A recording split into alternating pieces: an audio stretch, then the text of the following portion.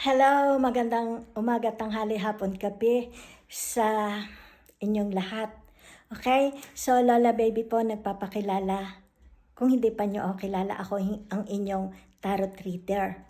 Okay? So, kasi may mga nagtatanong paano ang private reading, mag-send lang po kayo sa akin sa aking Gmail. Okay? Sa aking email ng dito.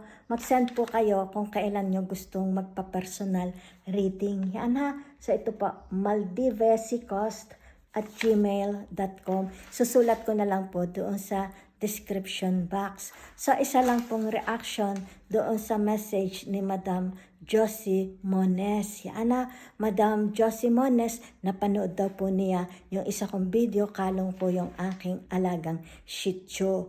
Kumbaga dito ay nagtataka siya, okay? Kasi bakit daw po pagka halimbawa nagla-live tarot reading ako sa inyo, kahit record lang na tarot reading, is sobrang tanda na ng boses ko. Okay? Kumbaga malayong malayo dun sa isa kong video, kaya yung boses ko. Kumbaga dito matanda na ho talaga ako. Kaya magsi-65 na ako. Yan.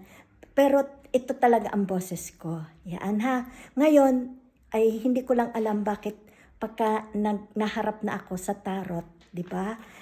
Ang boses ko tumatanda ng pagkatanda-tanda, parang mahigit 100 years old. Kahit doon sa halimbawa may gustong magpa-personal tarot reading sa akin, kung minsan nakakaharap nila ako personal, pero dito nagbabago talaga yung boses ko, pumapangit na. Parang matandang-matanda, parang ermitanyo, ay hindi ko lang po ma-explain. Okay? Pero yan po talaga ang boses ko. Yan. So, salamat ng marami ha. Binigyan ko lang na reaction.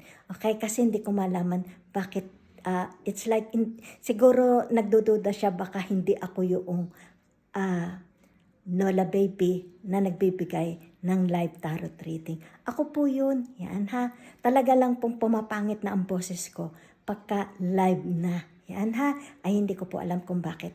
But I'm nearly 65 years old. Yan ha. Okay. Salamat ng marami. So sa mga gusto magpa-private reading, you can feel free to send me an email. Salamat ng marami.